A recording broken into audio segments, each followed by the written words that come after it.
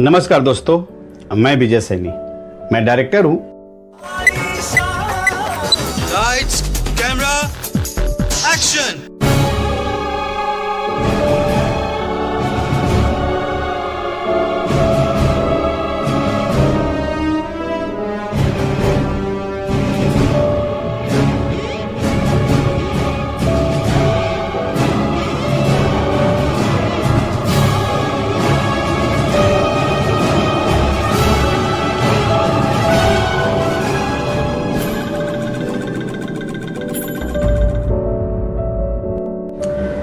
नमस्कार दोस्तों, मैं विजय सैनी। मैं डायरेक्टर हूं। विगत 20 साल से मुंबई में रह रहा हूं। रहने वाला मैं महाराजगंज जिला आजमगढ़ का हूं। दोस्तों, 20 साल पहले 20 साल मुंबई की लाइफ, आज मैं डायरेक्टर हूं। उसके पहले मैं असिस्टेंट डायरेक्टर था, लेकिन उसके पहले मैं एक्टर भी था। मैंने कुछ दिनों, कुछ वर्षों तक मैं मुंबई में एक्टिंग का भी स्ट्रगल किया था। तो मैं सोचा क्यों ना आज कुछ अपने बारे में बताया जाए। एक तो लॉकडाउन चल रहा है, उसी बीच मैंने सोचा कुछ अपने बारे में बताऊं। तो दोस्तों, बात है जब मैं क्लास 5th में था, तो मैं अपनी दीदी के यहाँ पढ़ता था। अब चूंकि मेरा घर आजमगढ़ है, वहां से दीदी क्या मैं क्लास 5th में पढ़ने गया। वहां जाने के बाद एक 15 अगस्त में हमारे स्कूल में एक गाना गाने का कुछ बात हुई कि भाई सब लोग गाना सुनाएंगे। तो ये हुआ कि विजय तुम भी गाना सुनाओ। मैंने कहा मुझे गाना नहीं आता।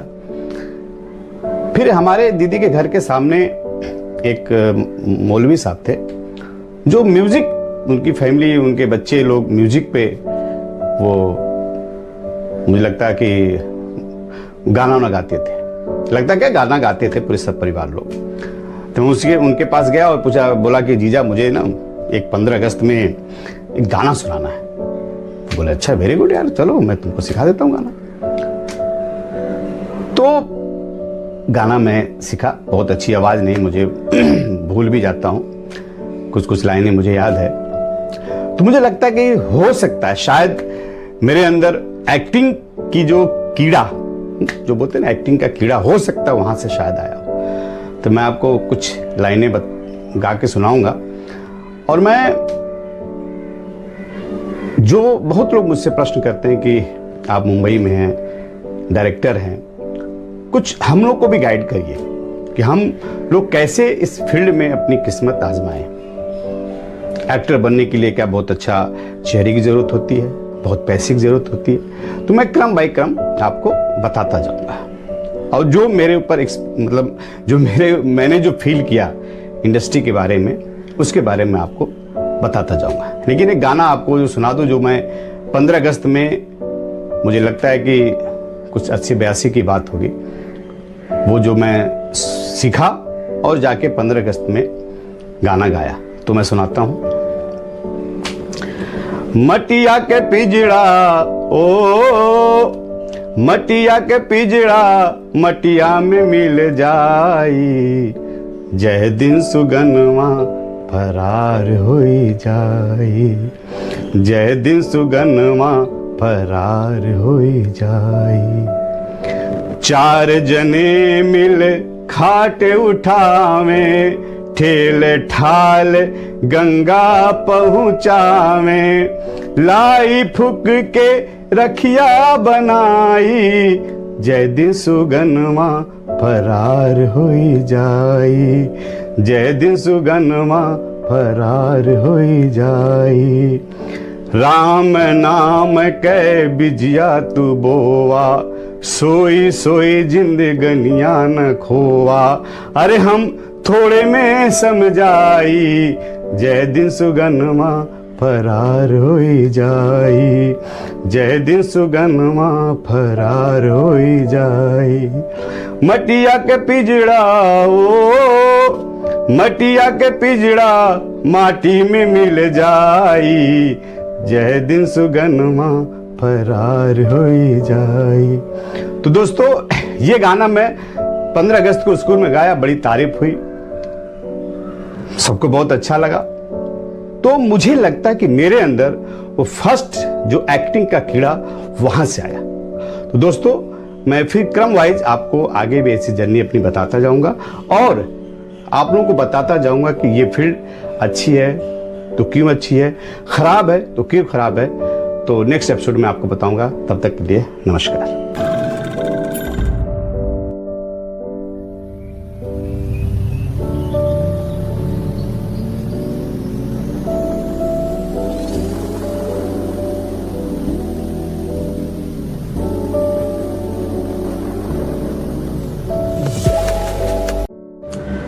नमस्कार दोस्तों, मैं विजय सैनी, मैं डायरेक्टर हूं।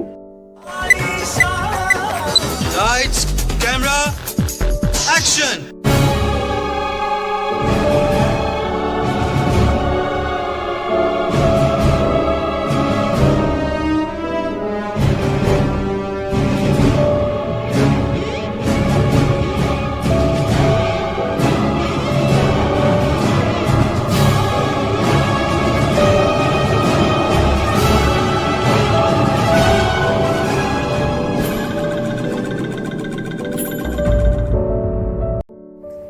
किसी ने बहुत अच्छी बात कही है कि तेरे दर पर आने से पहले मैं बड़ा कमजोर होता हूं, तेरी दहलीज को छूते ही मैं कुछ और होता हूं। नमस्कार दोस्तों, मैं विजय सैनी, मैं कुछ अपने बारे में आप लोगों को बता रहा हूं।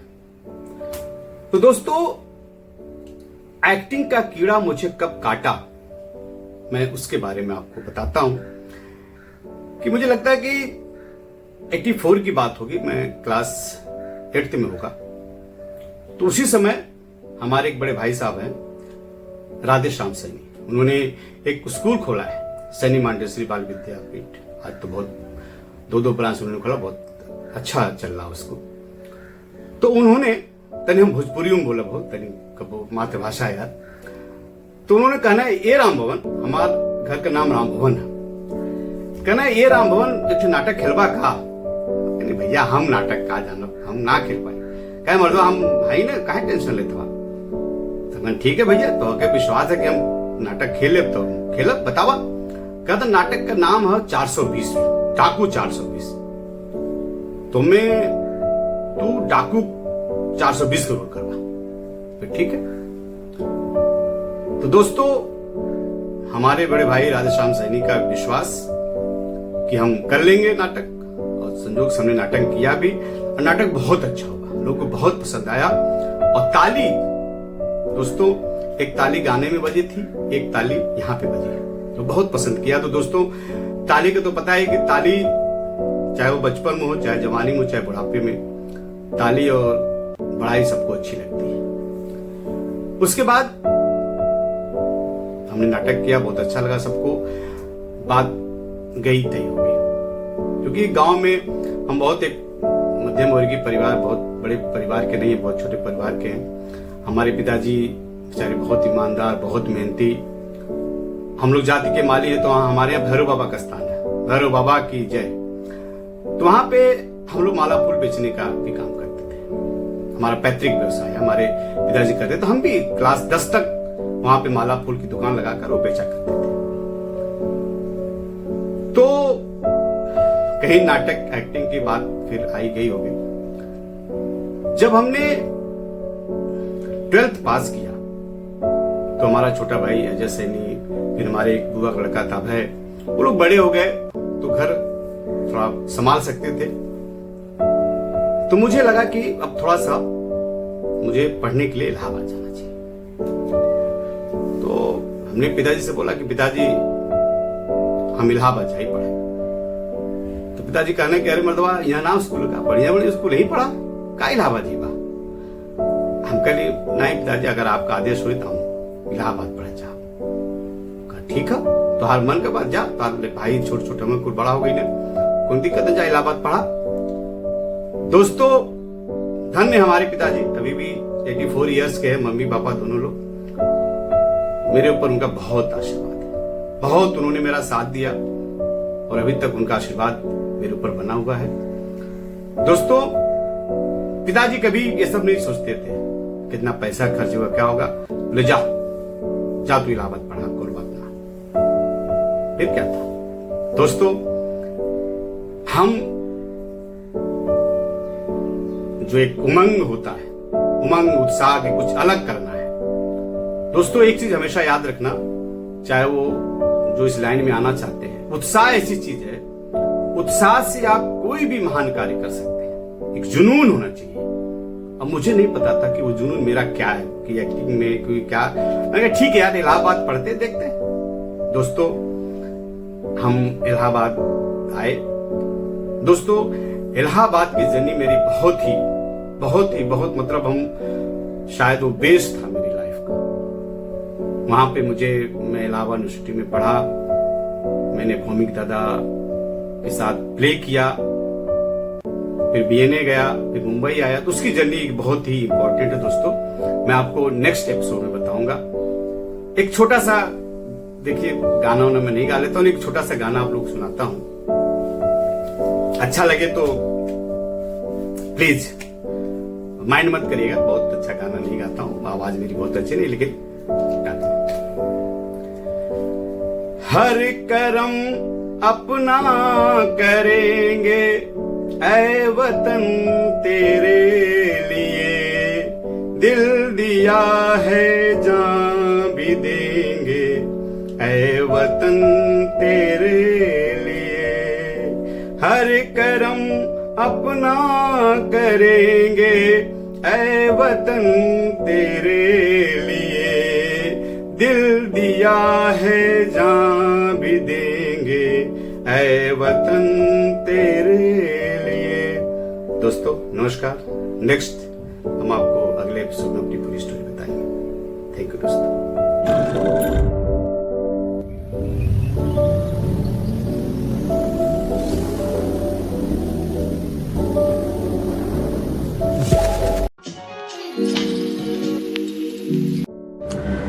नमस्कार दोस्तों, मैं विजय सैनी, मैं डायरेक्टर हूं। Lights, camera, action!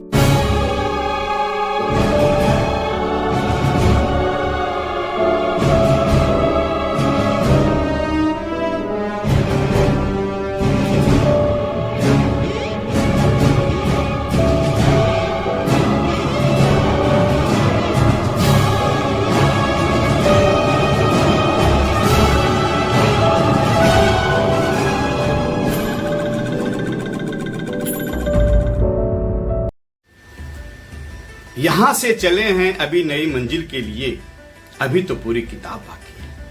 नमस्कार दोस्तों, मैं विजय सैनी। दोस्तों अब पिताजी ने तो बोल दिया कि जाओ बेटा इलाहाबाद पढ़ो, क्योंकि ये माना जाता था कि जो इलाहाबाद पढ़ता है वो आईएएस पीसीएस या कोई अधिकारी तो बन ही जाता है। और सच बात है दोस्तों, इलाहाबाद की पावन धरती पर जो भी बड़े मन से पढ़ाई लिखाई करता है वो हब है। एक तरह से देखा जाए तो वो एक हब है। वहां पे ज्यादा लोग आईएएस पीसीएस बनते हैं। दोस्तों मैं चल पड़ा इलाहाबाद के लिए, पिताजी ने आदेश दिया, हम निकल पड़े। अब वहां गए, बस से उतरे और उस प्रयाग की धरती को हमने प्रणाम किया कि अब जो भी है अब आप ही को करना है। दोस्तों हम गए वहां पे, एक रूम लिया। पहले रूम तो बहुत सस्ते थे, बट उस हिसाब से महंगे ही थे। रूम लिया, रहने लगे। अब ये हुआ कि अब करना क्या है, क्योंकि हमें तो वो जो एक कीड़ा जो एक्टिंग का काटा था वो करना है कि कोई नौकरी करनी है, कोई ऐसी तैयारी करनी, क्या करना है। नौकरी या एक्टिंग, एक्टिंग या नौकरी, दोनों में द्वंद्व चल रहा था।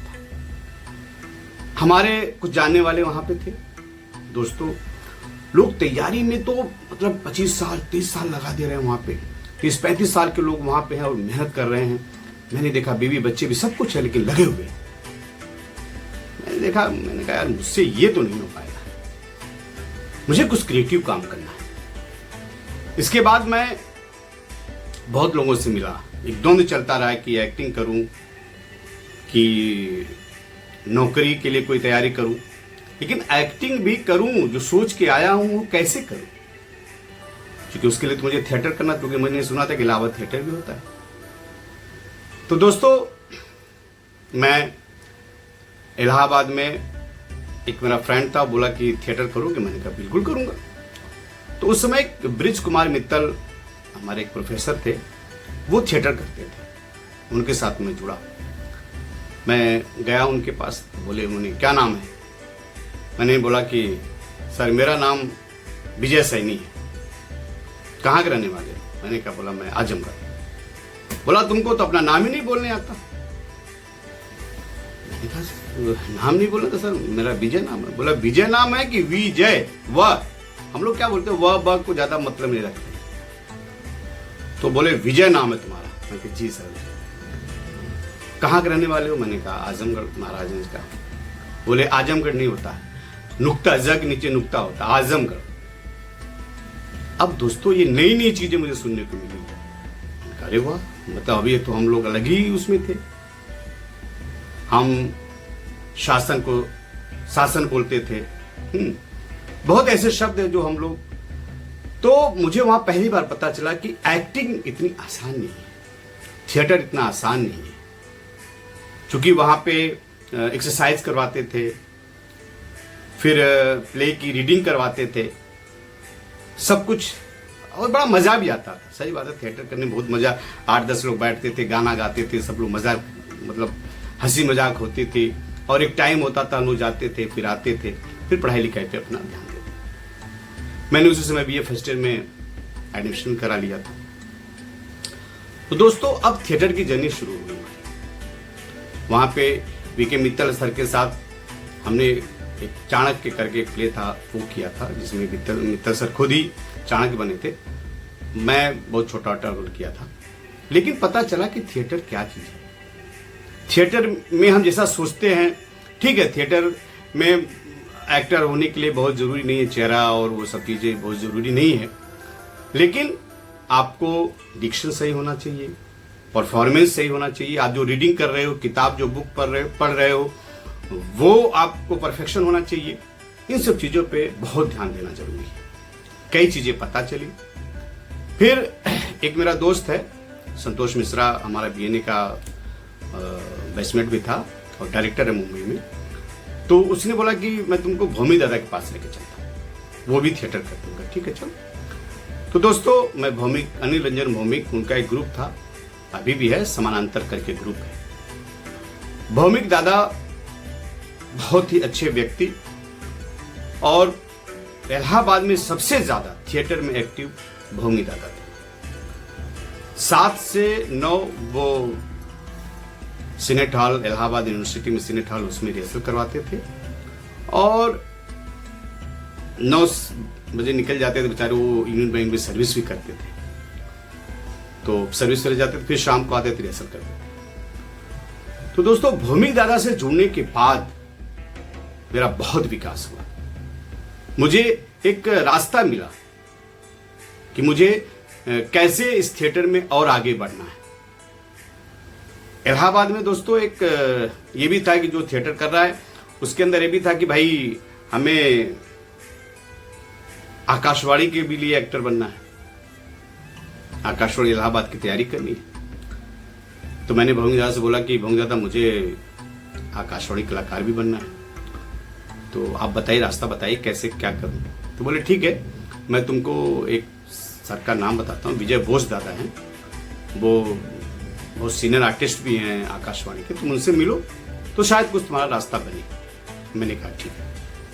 तो दोस्तों अब एक थिएटर आर्टिस्ट रेडियो की तैयारी कैसे करे, विजय बोस दादा के पास गया, मैं उनसे मिला। उनकी स्टोरी बहुत माइंड ब्लोइंग है कि उनका एक डिक्शन पे, मैं उनकी कुछ चीजें उन्होंने जो मुझे बताया मैं आपको बताऊंगा, शेयर भी करूंगा कि एक्टर के लिए कितनी जरूरी होती है डिक्शन, भाव, रस। भौमिक दादा भी सिखा रहे थे। जब उनके यहाँ गया तो कुछ और भी सीखने को मिला, वो मैं आपको नेक्स्ट एपिसोड में बताऊंगा। दोस्तों मैं अपनी बात यहीं पे समाप्त करता हूं। एक छोटा सा गाना, मैं आपको एक छोटा सा गाना गाऊंगा। मुझे आपको पता है कि मेरी आवाज इतनी अच्छी नहीं है, मैं थोड़ा सा एक,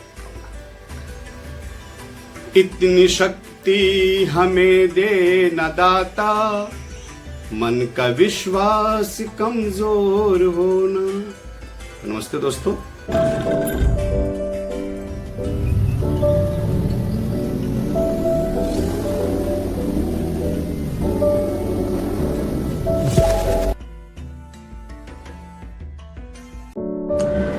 नमस्कार दोस्तों, मैं विजय सैनी, मैं डायरेक्टर हूं। Lights, camera, action!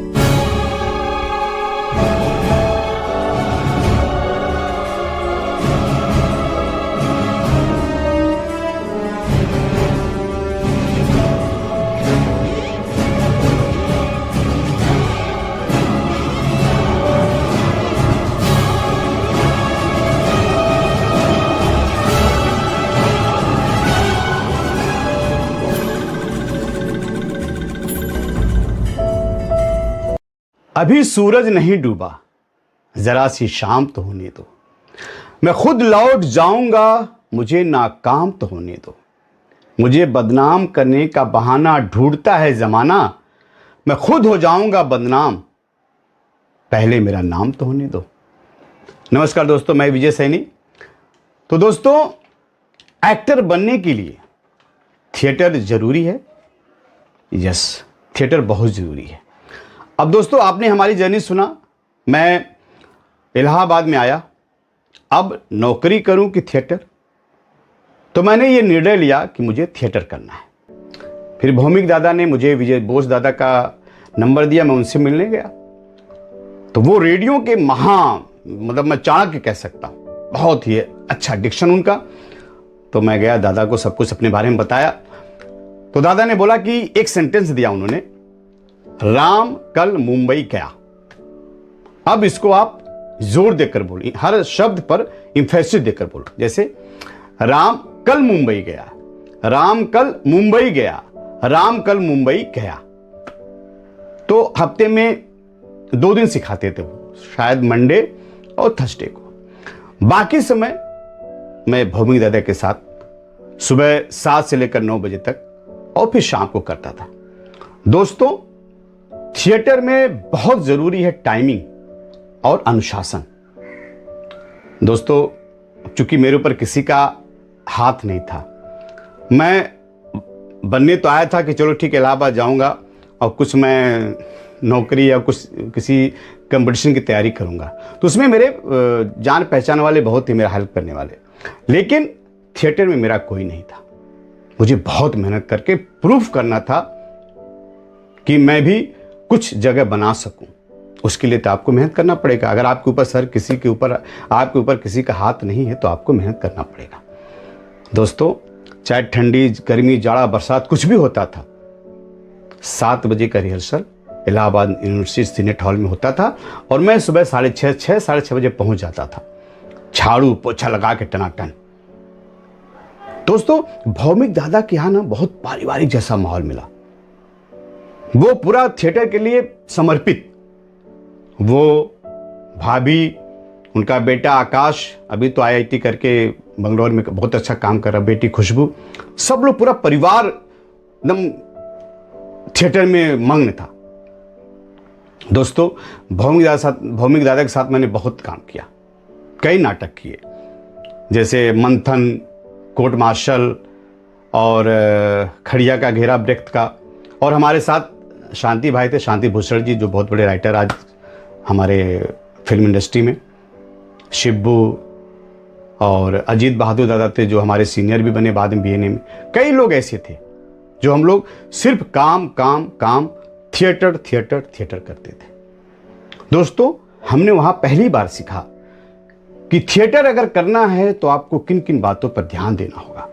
तो दोस्तों, थिएटर में सबसे इंपॉर्टेंट चीज है, आज जो हमारे भाई लोग एक्टिंग और एक्टर बनना चाहते हैं, मैं उनको स्पेशली कहना चाहता हूं कि एक चीज का ध्यान रखो, जहां हाथ जाए वहां दृष्टि जानी चाहिए, जहां दृष्टि जाए वहां मन जाना चाहिए, और जहां मन जाए वहां भाव जाना चाहिए, और जहां भाव जाए वहां रस जाना चाहिए। दोस्तों, एक एक्टर के लिए बहुत जरूरी है। और सबसे बहुत जरूरी है दोस्त, अपने आप को समझना। आप क्या कर सकते हो। जिस दिन आपके दिल से, जैसे अब पता नहीं, मैं तो किसी फिल्मों से और किसी टीवी से और किसी से प्रभावित तो नहीं था, लेकिन लगा मुझे कुछ क्रिएटिव काम करना, अलग काम करना, और मैं इसमें लग गया। और दोस्तों, उसी समय मैं नुक्कड़ नाटक भी करता था। भवनी दादा नुक्कड़ नाटक भी करते थे। हम लोग इलाहाबाद यूनिवर्सिटी में कैंपस में, कंपाउंड में घूम घूम कर नाटक भी करते थे। मुझे याद है हल्ला बोल नाटक था सफदर हाशमी का, और दोस्तों मैं पुलिस बनता था उसमें। और जैसे ही मैं कैप लगाता था, पता नहीं क्या मुझे हो जाता था कि बेत की लाठी होती थी और बहुत बार मारता था लोगों को। और एक मेरा बहुत अच्छा हिट डायलॉग, अच्छा बेटा। तो मैं यूनिवर्सिटी पे गुजरता था तो लोग मुझे अच्छा बेटा तो लोग डायलॉग को मेरे बोलते थे, मुझे बड़ा अच्छा लगता था। बोलते यार तुमने बहुत अच्छा काम किया। उसी समय इलाहाबाद में पढ़ते पढ़ते मैं बीए करते करते एबीवीपी का, अखिल भारतीय विद्यार्थी परिषद का कार्यालय अध्यक्ष भी बन गया था।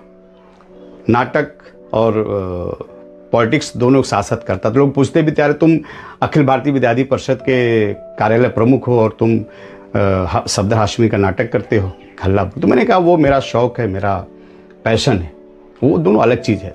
बाद में दोस्तों फिर मैं जब आगे धीरे धीरे जैसे ही थिएटर में इन्वॉल्व होता गया तो मेरा थोड़ा सा पॉलिटिक्स में ध्यान कम हो गया। दोस्तों हम लोग नुक्कड़ नाटक भी बहुत करते थे, बहुत प्ले करते थे, और सिर्फ थिएटर। तो मैं जो आजकल हमारे दोस्त, हमारे बंधु, जो हमारे मित्र इस लाइन में, थिएटर की लाइन में, फिल्म की लाइन में, मीडिया की लाइन में आना चाहते हैं, तो दोस्तों कहीं भी हो आप, सबसे पहले आपको बेसिक जानकारी होनी चाहिए। आप मुंबई आइए, वेलकम, लेकिन उसके पहले आपको जानकारी भी होनी चाहिए कि हम करने क्या जा रहे हैं। आप पता करिए अपने क्षेत्र में। जैसे मैं आजमगढ़ में हूँ, आजमगढ़ में बहुत अच्छा काम अभिषेक पंडित जी कर रहे हैं, राजकुमार शाह कर रहे हैं, इलाहाबाद में भूमि दादा कर रहे हैं, बनारस में बहुत कर रहे हैं। तो अब तो एनएचडी की हर जगह शाखा है। हम भारतीय हिंदू नाट्य अकादमी के पास आउट है, लखनऊ में बहुत बड़ा सेंटर है। तो दोस्तों मुझे लगता है कि सबसे पहले आप जहाँ पे हो आप, लेकिन पढ़ाई पर स्पेशली आप ध्यान दीजिए। पढ़ाई करते करते और फिर इस फील्ड में आइए। दोस्तों मैं अपनी स्टोरी यहीं पे ख़त्म करता हूँ, एक गाने के साथ ख़त्म करूँगा, और नेक्स्ट स्टोरी में आपको सारी बातें और आगे बताऊँगा। कि दोस्तों गाने का मेरा शौक़ है। गाने का शौक़ क्या, मतलब ऐसे ही मैं एक थोड़ा बहुत गा लेता हूँ। राही मनवा दुख की चिंता क्यों सताती है, दुख तो अपना साथी है, दुख तो अपना साथी है। धन्यवाद दोस्तों। Rolling and action.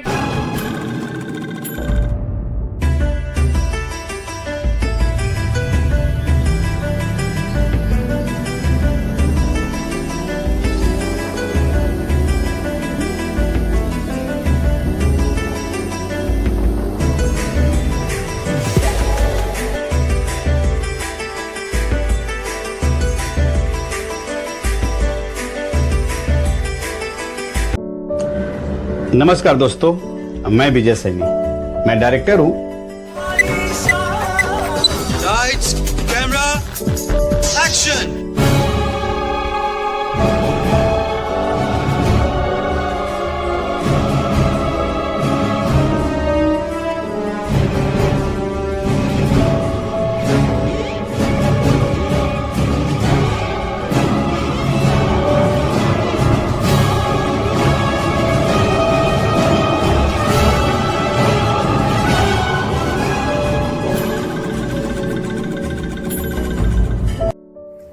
किसी ने बहुत अच्छी बात कही है कि तेरे दर पर आने से पहले मैं बड़ा कमजोर होता हूं, तेरी दहलीज को छूते ही मैं कुछ और होता हूं। नमस्कार दोस्तों, मैं विजय सैनी।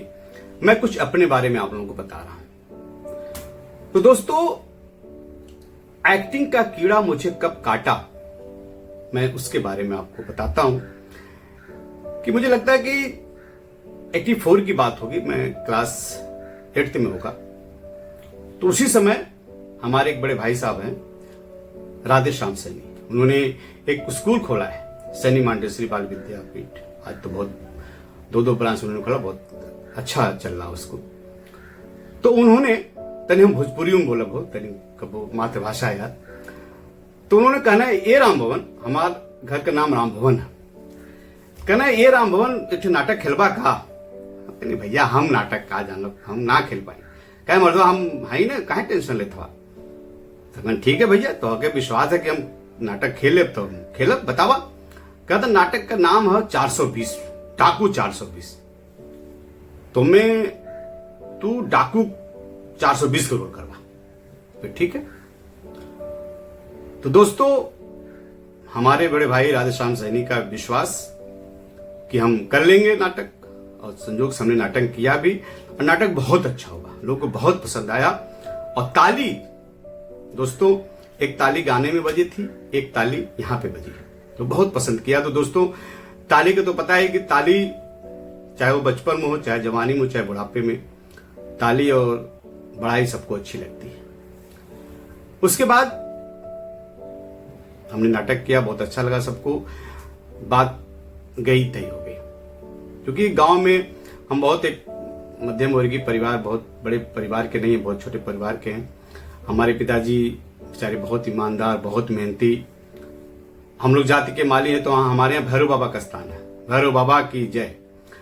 तो वहां पे हम लोग माला फूल बेचने का भी काम करते थे, हमारा पैतृक व्यवसाय है, हमारे पिताजी करते। तो हम भी क्लास 10 तक वहां पे माला फूल की दुकान लगाकर वो बेचा करते थे।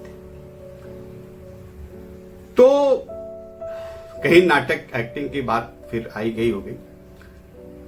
जब हमने 12th पास किया तो हमारा छोटा भाई अजय सैनी, फिर हमारे एक बुआ का लड़का था भय, वो लोग बड़े हो गए तो घर थोड़ा संभाल सकते थे। तो मुझे लगा कि अब थोड़ा सा मुझे पढ़ने के लिए इलाहाबाद जाना चाहिए। तो हमने पिताजी से बोला कि पिताजी हम इलाहाबाद जाए पढ़े।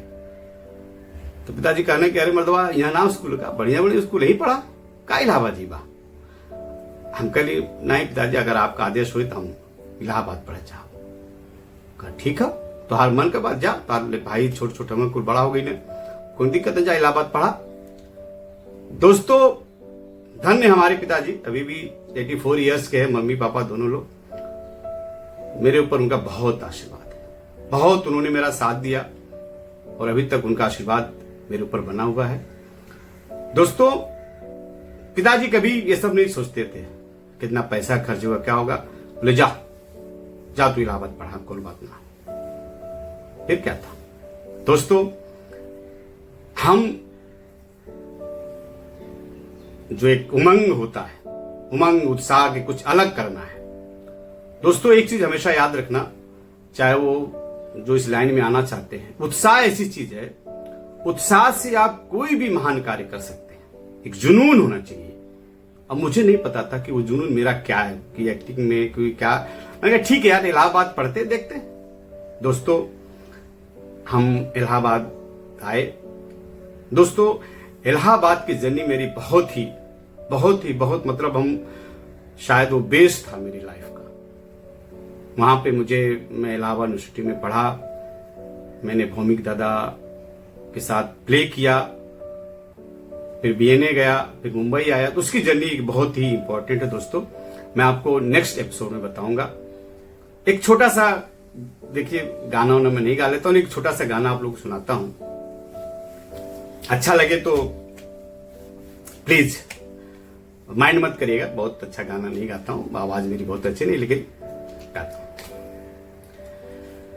हर करम अपना करेंगे ऐ वतन तेरे लिए, दिल दिया है जान भी देंगे ऐ वतन तेरे लिए। हर करम अपना करेंगे ऐ वतन तेरे लिए, दिल दिया है जान भी देंगे ऐ वतन तेरे लिए। दोस्तों नमस्कार, नेक्स्ट हम आपको अगले एपिसोड में अपनी पूरी स्टोरी बताएंगे। थैंक यू दोस्तों। आई लेवल पे स्क्रीन चलता है, रोलिंग एंड एक्शन।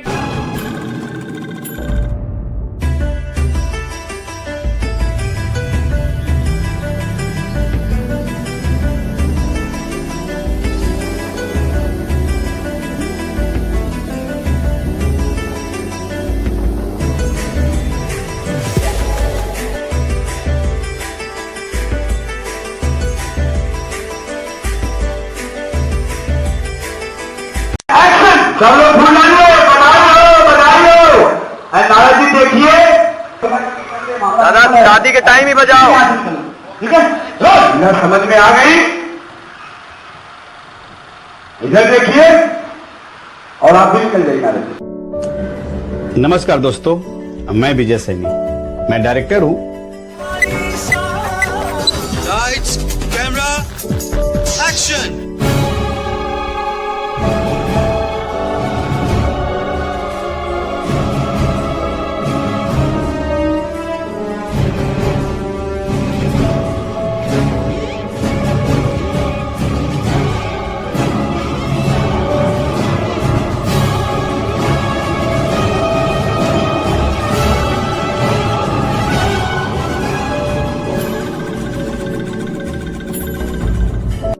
नमस्कार, मैं विजय सैनी। माई जर्नी के नेक्स्ट एपिसोड में आपका हार्दिक स्वागत है।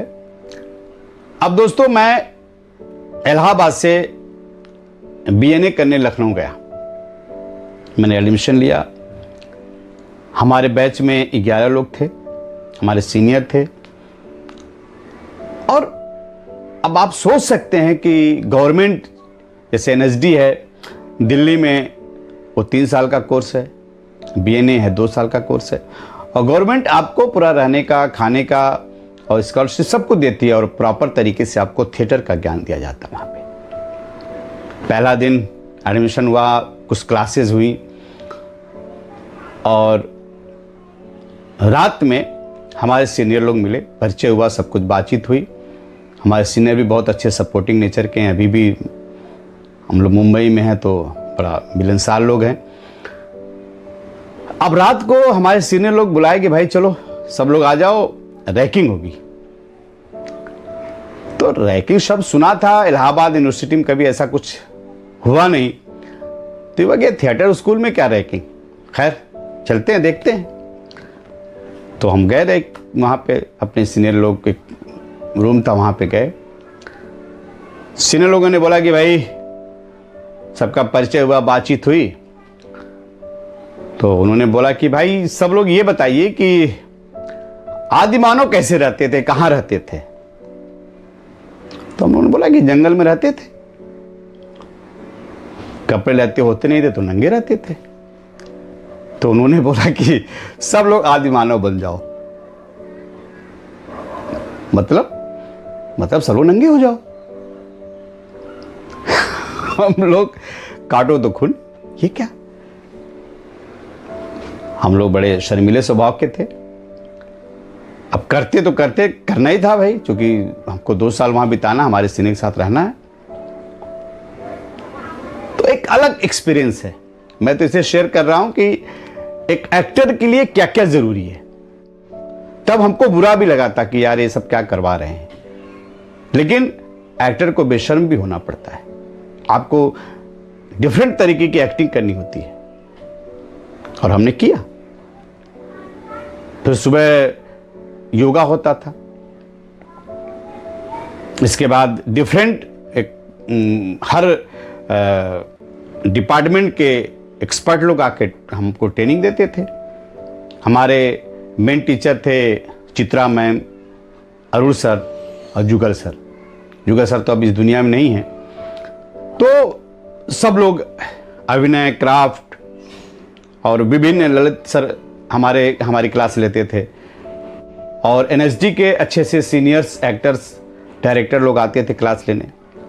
तो मिला जुला के कि वहाँ पे बहुत प्रॉपर तरीके से आपको एक्टिंग की क्लास होती थी, कि आप जब इस इंस्टीट्यूट से निकलिए तो आपको लगे कि हाँ भाई ये बंदा एनएसडी या बीएनए से है। प्रयास सही होता है। फिर मेरी 99 में शादी हो गई। 2 साल का कोर्स था, हम 2000 तक वहाँ पे थे लखनऊ में। हमारे उसमें अनुपम खेर सर भी आते थे पढ़ाने, क्योंकि वो हमारे जब सारांश के पहले भी वो एक्टिंग टीचर थे उस बीएनए में। राजपाल यादव हमारे स्कूल के निकले हुए थे, नवाजुद्दीन सिद्दीकी भी हमारे स्कूल से निकले हुए थे। तो डिफरेंट महान हस्ती लोग आकर उस स्कूल में पढ़ाते थे। और हमने एक बहुत अच्छा नाटक प्ले किया था, वीर अभिमन्यु, बहुत हिट प्ले था। तो थिएटर की हर विधा को, मतलब ये कि आप जब मुंबई जाइए तो सब कुछ सीख कर जाइए।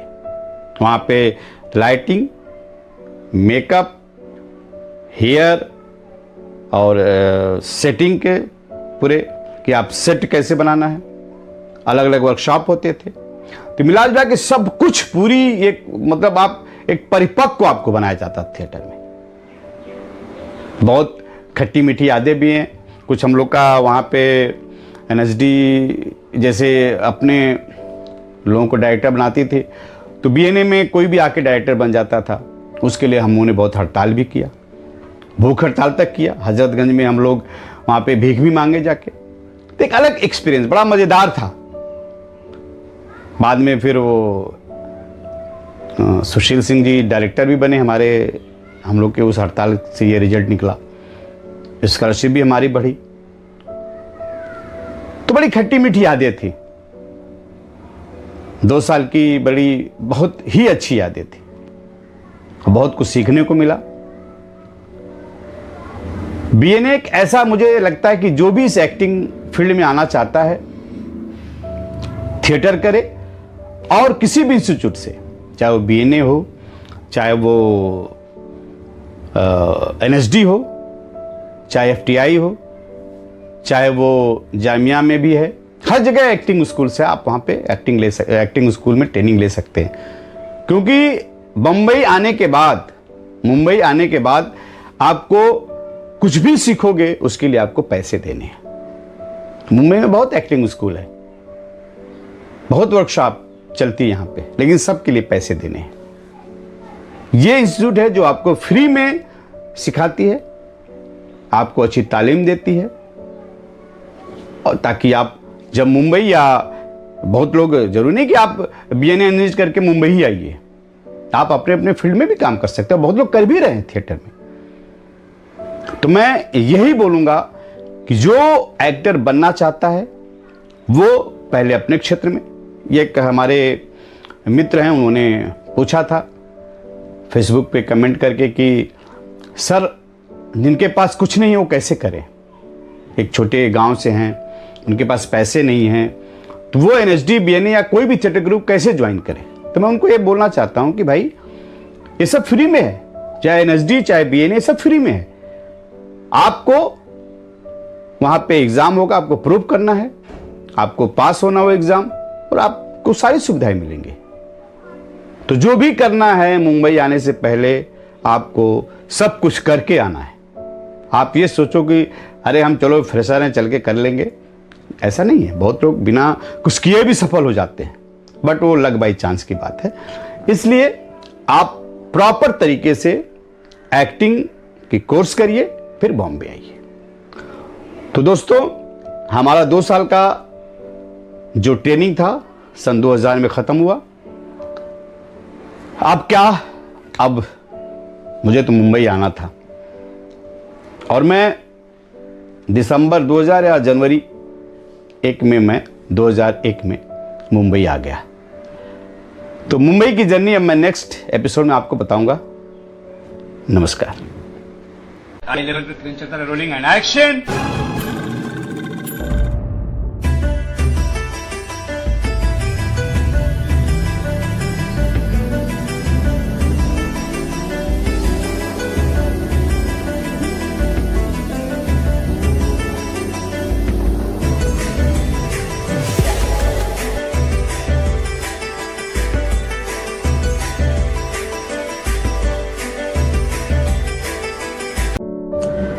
नमस्कार दोस्तों, मैं विजय सैनी, मैं डायरेक्टर हूं। लाइट्स, कैमरा, इधर समझ में आ गई? इधर देखिए, और आप भी निकल जाइए। नमस्कार, मैं विजय सैनी। तो मैं अपनी यात्रा वहां तक बता दिया था कि मैं बीएनए पास आउट हो गया। अब मैंने निर्णय लिया कि मैं मुंबई जाऊंगा। घर पे आया, अपने पिताजी को बताया। पिताजी बोले बेटा यहीं रहो, कुछ करो। मैंने कहा नहीं पिताजी, अब इतना मैंने वक्त दिया है थिएटर और बीएनए मिला के 10 साल, तो अब मुझे लगता है कि मुझे जाना चाहिए बॉम्बे। तो ठीक है भाई, तुम्हारी जैसी मर्जी। तो कुछ टाइम था तो मैं अपने गांव महाराजगंज में एक वर्कशॉप भी किया बच्चों के, कुछ अपने बच्चों को लेके। और इसके बाद उसी समय मुझे पता चला कि कैफी साहब भी आए हुए हैं, हमारे घर से 30-40 किलोमीटर दूर था। तो मैं वहाँ गया उनसे मिलने, उनका आशीर्वाद लिया। शबाना जी भी थी, उनसे भी मैं प्रणाम किया, उनसे भी बात किया मैंने कि मैं एक्टर हूँ और मुंबई जाना चाह रहा हूँ। तो उन्होंने बहुत समझाया मुझे कि देखो मुंबई की लाइफ बहुत आसान नहीं है, कुछ इधर ही देखो। लेकिन मैंने एक निर्णय लिया था कि नहीं, जब इतना टाइम दिया है तो मुझे मुंबई जाना चाहिए। तो शबाना जी बोली ठीक है। हम मुंबई आके मैं शबाना जी से कभी मिल नहीं पाया। तो दोस्तों अब जर्नी हमारी स्टार्ट हो गई मुंबई के लिए। अब मुंबई में एक अच्छी बात थी मेरे लिए कि एक मेरे बुआ का लड़का कुर्ला में रहता था जिसका नाम अशोक सैनी था। तो उसने बोला कि ठीक है भैया आ जाइए हमारे यहाँ रहिए, कोई दिक्कत नहीं। हमने कहा ठीक है यार, ये तो अच्छी बात है कि बॉम्बे में अगर सर ढकने की जगह मिल जाए तो उससे अच्छी क्या है। तो मैं बॉम्बे आया, तो मुझे नहीं पता था कि उसका घर कैसा क्या है। तो आया तो देखा कि 10 बाय 10 का एक चाल है। तो चाल तो सुना था मैंने, लेकिन देखा पहली बार। 10 बाय 10 की चाल में, उसी में छोटा सा बाथरूम है, उसी में छोटा सा किचन है और उसी में बेड है, पूरी दुनिया है। कहाँ हम अपने गांव में मतलब ऊपर नीचे 2-3 महला घर है और इतनी स्पेस। हाँ, मैं इलाहाबाद जब पढ़ता था तो छोटे से एक रूम में रहता था, तो मुझे बहुत तकलीफ नहीं हुई। अशोक बेचारा मेरा बहुत सेवा करता था। एक हमारे और रिलेटिव थे, छांगुर जी, लालता जी, कई लोग थे वहाँ पे मेरे रिलेटिव। तो मुझे थोड़ी सी आसानी हुई। एक हमारे लालता जीजा जी है, वो तो पहले ही दिन मुझे मुंबा देवी घुमा दिया, जो इम्पोर्टेंट जगह घुमा दिया। बड़ा अच्छा लगा। देखा भीड़ तो थी, बड़ी क्राउड थी। मैंने कहा बाप रे, बम्बई तो जैसे मेला है, हर जगह निकलो मेला मेला मेला। अब वहां पे घर में तो एडजस्ट कर लिया।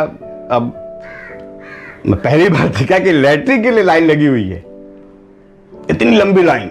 मैंने कहा अरे बाप रे बाप, ये तो बड़ा मुश्किल है। खैर अंदर गया तो देखा कि साला ऐसी लैट्रिन की मतलब डर लगता था गिर न जाए। खैर वो सब चीजें होती रही, चलती रही और हम भी मजा लेके काम करते रहे। अब आया बात, भाई ठीक है, मैं सेट हो गया, रहने खाने पीने की सब कुछ व्यवस्था हो गई। अब जो जिसके लिए मैं आया हूं वो मैं कहां से शुरुआत करूं।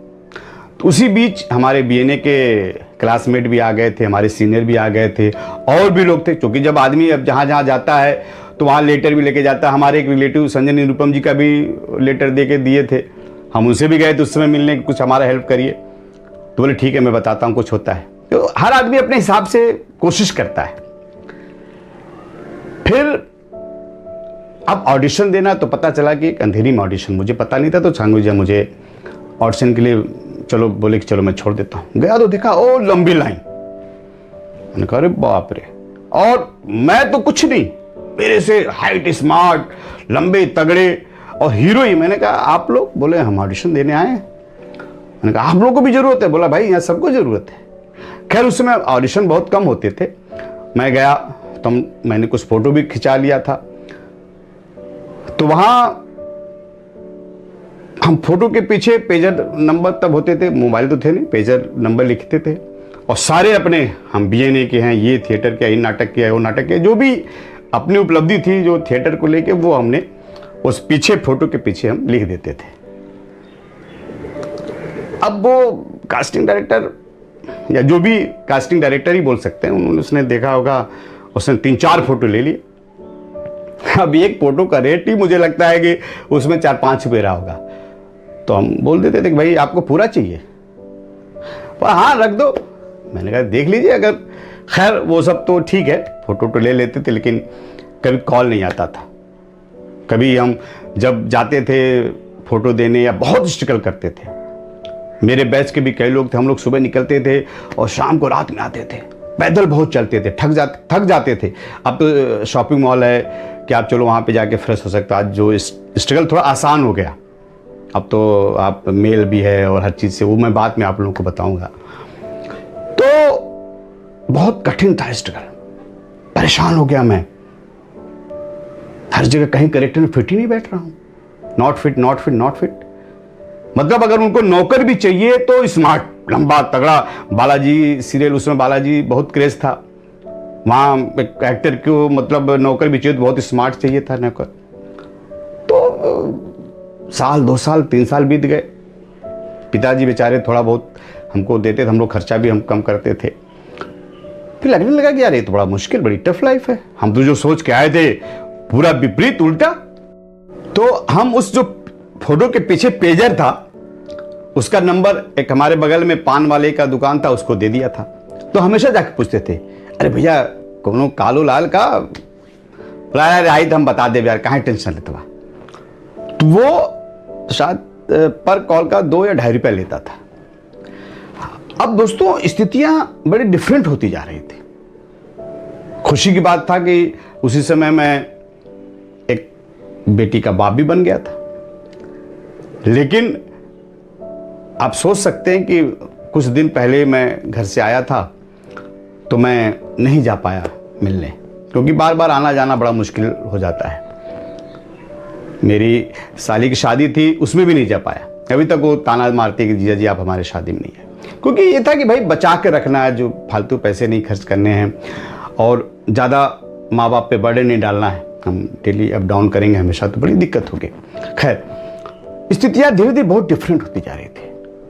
साल 2 साल 3 साल 4 साल के लगभग हो गया, काम ना के बराबर, और स्ट्रगल बहुत कर रहे थे हम लोग। मैं तो इतना स्ट्रगल कर रहा था कि आप विश्वास नहीं करोगे, क्योंकि वही एक था कि भाई उसी के बल पे आपको यहाँ काम मिलने वाला है। सुबह निकलते थे, खाए पिए, वो बड़ा टफ था।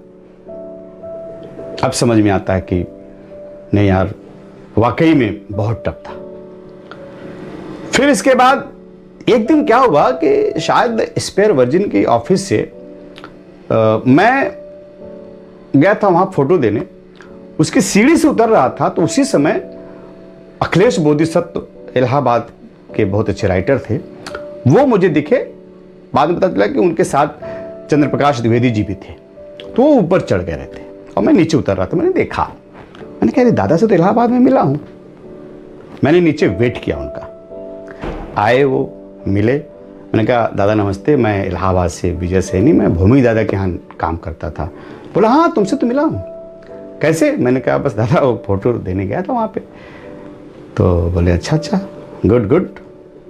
तो उन्होंने मुझे अपना नंबर दे दिया, बोले नंबर ले लो मेरा, और मैंने भी उनको अपना नंबर दिया। बोले ठीक है, मैं कुछ होगा तो बताता हूँ। मैं कहा ठीक है दादा ठीक है। तो अच्छा लगा उनसे मिलके। फिर मैं बीच बीच में उनसे बातचीत होती रही, उनसे मुलाकात होती रही, इसी बीच हम अपना स्ट्रगल भी करते रहे। तो एक दिन उनका फोन आया कि एक विजय पांडे सर हैं, वो एक आम्रपाली सीरियल कर रहे हैं, DD1 पे आएगा वो, तो वो तुम्हारी राइटिंग कैसी है? मैंने कहा दादा मेरी राइटिंग अच्छी है। बोले ठीक है, वो कुछ स्क्रिप्ट है रोमन में, वो तुमको वो अपनी राइटिंग में लिखना है। मैंने कहा ठीक है दादा। बोले वो देख के उसको रोमन से तुम हिंदी में लिखना। मैंने कहा ठीक है दादा। मैं ऑफिस गया, मिला तो विजय पांडे सर, अभी भी मैं उनको रिस्पेक्ट करता हूँ, बहुत अच्छे। तो बोला राइटिंग अच्छी है? मैं कहा जी सर। बोले ठीक है लिखो।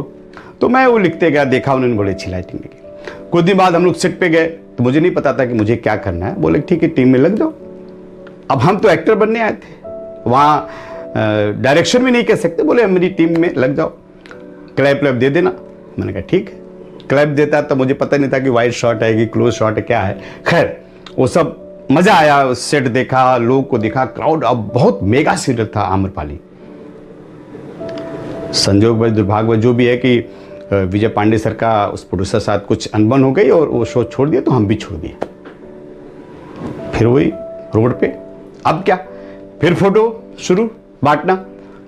फिर ऐसे बातचीत होते होते फिर बोधी जी का, मैंने बोधी दादा से हमेशा हमारी बात होती थी, तो बोधी दादा को मैंने फ़ोन किया, दादा ऐसा ऐसा हो गया। बोले कोई नहीं, कोई टेंशन मत ले।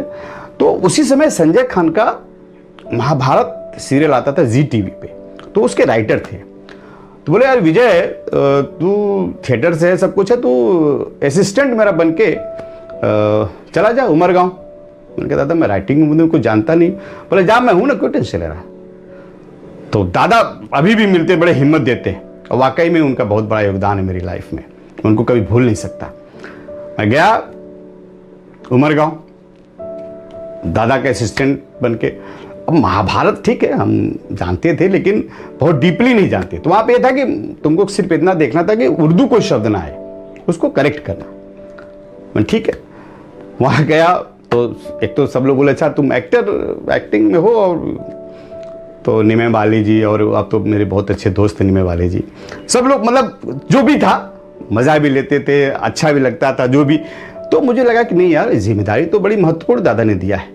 तो मैंने महाभारत को पढ़ा, चीज़ों को समझा, और मैं कुछ भी प्रॉब्लम होती थी तुरंत मैं बोलता नहीं ऐसे नहीं ऐसे है।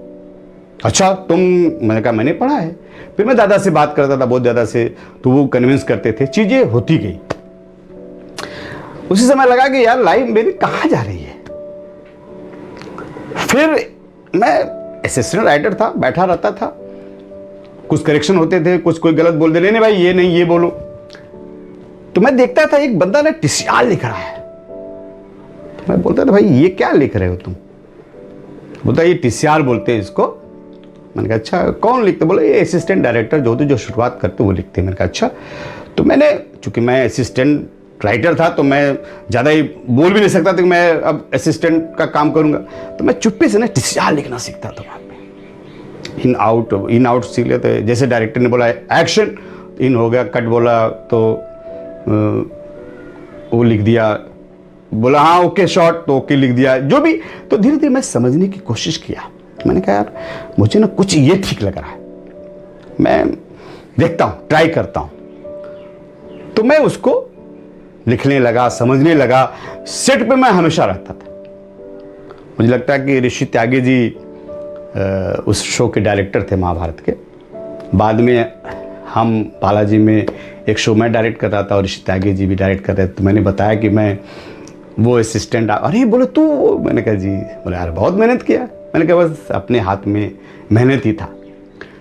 तो रास्ता दिखाने वाला आपको यहां कोई नहीं है, आपको रास्ता खुद ढूंढना पड़ेगा। तो मैं अपनी औकात समझ गया कि नहीं भाई मुझे एक्टिंग में अब मैं नहीं चल पाऊंगा, क्योंकि कोई भी हो हर इंसान को अपनी औकात समझ में आनी चाहिए। अब हम एक्टर बने, हमारी शादी हो गई, एक बेटी के बाप बन गए, और धीरे धीरे मैं घर का बड़ा बर्डन भी हो रहा था, सब कुछ प्रॉब्लम हो रही थी, और नहीं मुझे एक्टर बनना है। तो हो सकता कि मेरी इतनी शक्ति नहीं रही हो। तो मैंने डिसीजन लिया कि नहीं मुझे खुद अब अपना रास्ता ढूंढना होगा। और मैंने निर्णय लिया कि मुझे अब असिस्टेंट डायरेक्टर क्या होता है, कैसे क्या, मुझे कुछ पता नहीं। मैंने कहा ये जो कर रहा है ना मुझे वो चीज़ करना है। तो दोस्तों अब असिस्टेंट डायरेक्टर की जर्नी मेरी कैसे शुरू हुई, कहाँ मैं ज्वाइन किया, वो मैं नेक्स्ट एपिसोड में बताऊंगा आपको। बहुत मज़ेदार जर्नी थी। तो धन्यवाद, नमस्कार।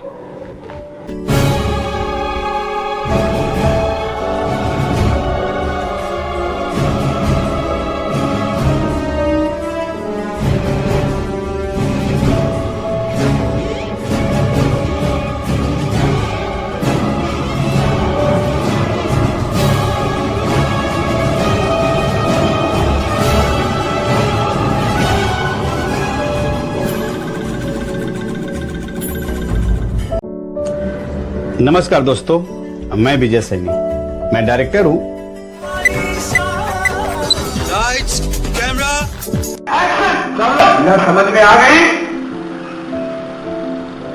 इधर देखिए और आप भी निकल जाइए नारे से। नमस्कार, मैं विजय सैनी। तो मैं अपनी जर्नी में आप लोगों को वहां तक बता दिया था कि मैं महाभारत में छिप छिप कर टिसियार लिखता था। अब चूंकि मैं एसोसिएट राइटर बन के गया था तो मैं दिखा भी नहीं सकता था। कुछ दिन महाभारत चला, बहुत अच्छे ढंग से काम किया मैंने, बहुत कुछ सीखने को मिला वहाँ पे। इसके बाद महाभारत बंद हुआ फिर हम मुंबई चले आए उमरगांव से। आने के बाद फिर खाली। लेकिन मैंने सोचा कि नहीं यार भाई, मुझे अब थोड़ा एक्टिंग को स्टॉप करके अब इस डायरेक्शन में थोड़ा सा मुझे ध्यान देना है। अब हमने सोच लिया कि भाई मुझे डायरेक्शन में जाना है, कैसे जाना है, कौन क्या करेगा, कुछ मुझे पता नहीं था। और मुझे थोड़ा बर्डन भी बढ़ने लगा था, क्योंकि आप मुंबई आते हो तो सबकी उम्मीदें बढ़ जाती हैं। बहुत से लोग मजा लेते हैं, कह रहे क्या साला नचनिया बदनिया बनने गया मुंबई, पता नहीं क्या होगा। तो एक कई चीजें आपके दिमाग में चलती हैं। अब एक्टर नहीं बन पाए तो अब क्या, वो सब दिमाग में चलने लगा था अपने। फिर उसी समय एक मेरा दोस्त था इलाहाबाद का, वो बालाजी में एसोसिएट था। तो मैं उससे बात किया कि दिनेश भाई मुझे कहीं काम दिलवाओ। तो बोला मैं तो यार डायरेक्शन में हूँ। मैंने कहा हाँ डायरेक्शन में ही मैं कुछ सोचा करने के लिए। तो बोला ठीक है, तुम कुछ जानते हो डायरेक्शन में? मैंने कहा मैं देख भाई सच सच बताता था मैंने कहा मैं बहुत कुछ नहीं जानता हूँ, लेकिन मैं हाँ टीसीआर लिखना, इन आउट लिखना वो जानता हूँ। बोला ठीक है मैं बात करता हूँ। फिर उसके बाद बालाजी में कभी सौतन कभी सहेली में एक सीरियल था, आप लोग बहुत हिट सीरियल था, स्टार प्लस का था। वो सीरियल देख के मैं अपनी बेटी का नाम तनु रखा था। और उसी सीरियल में मुझे एज ए असिस्टेंट डायरेक्टर काम करने का मौका मिला। तो वहाँ दानिश था एसोसिएट मेरा, अजय भट्ट था, और वहाँ पे डायरेक्टर थे गौतम सोपती जी, जो जितेंद्र की बहन के लड़के थे। तो मुझे दिनेश ने भी बोला कि सर पता है कि बहुत बड़े डायरेक्टर हैं, बड़ा संभल के काम करना, कोई गलती नहीं होना चाहिए। मैंने कहा नहीं कोई गलती नहीं होगा। मैं सेट पे गया, दानिश ने मुझसे पूछा क्या क्या जानते हो, तो मैंने भी बोल दिया सब जानता हूँ, क्योंकि थिएटर आपके कॉन्फिडेंस तो सिखाता है, लेकिन मुझे सीखना है। मैं कुछ नहीं जानता हूँ, मुझे आप जो सिखाओगे मैं सीखूंगा। बोला ठीक है। उसको ये बात अच्छी लगी। दानिश था, अजय भट्ट था और सर थे, सब लोग बहुत मानते थे मुझे, और सिर्फ मेहनत में करता था। आप विश्वास नहीं करोगे, मैं कभी टाइम नहीं देखता था, दिन रात का। अच्छा, बालाजी में बहुत काम होते थे, वहाँ टाइम का कोई बॉन्डिंग नहीं था। सुबह जाओ कब आओगे वापस कुछ पता नहीं, 2-2 3-3 यूनिट चल रही थी। फिर कभी सौतन कभी सहेले के बाद गौतम सर दूसरे सीरियल में शिफ्ट हुए, तो हम भी वहाँ गए। वहाँ होता था कि भाई डायरेक्टर के असिस्टेंट जहाँ जाते हैं वहाँ जाते हैं, अगर डायरेक्टर ने सीरियल छोड़ दिया तो हम लोग भी छोड़ देते थे। फिर कुछ दिन हमने वहाँ पे किया, फिर वहाँ पे कुछ प्रॉब्लम हुआ तो गौतम सर ने शो छोड़ दिया, तो फिर हम लोग भी छोड़ दिए। फिर खाली खाली खाली शब्द जो है, ये मैं क्यों बोल रहा हूँ, क्योंकि हमारी लाइन में खाली शब्द से आप परेशान मत होना। आप चूंकि ये सरकारी गवर्नमेंट जॉब नहीं है, कभी काम है कभी नहीं है, इस पे आपको विशेष फोकस देना है। फिर गौतम सर ने छोड़ दिया, इसके बाद फिर खाली। फिर हम गौतम सर के साथ कुछ बैठ के कुछ किसी चीज़ पे काम कर रहे थे। उसी समय रश्मि शर्मा जी का फ़ोन है, रश्मि शर्मा जो अभी बहुत बड़ी प्रोड्यूसर है, उनका फ़ोन आया। तब वो उस शो में ईपी थी बालाजी में, तो वो उस शो को छोड़ के उस शो में गई थी शोभना देसाई प्रोडक्शन में, नाम गुम जाएगा, मैं एज ए क्रिएटिव हेड गई थी। तो उनका फ़ोन आया कि विजय तुम असिस्टेंट का काम करोगे? मैंने कहा बिल्कुल मैम करूँगा। गया सेट पे गया। जाने के बाद पता चला कि ये सोनी का शो है, और वहाँ पे डायरेक्टर थे सचिन देव सर थे।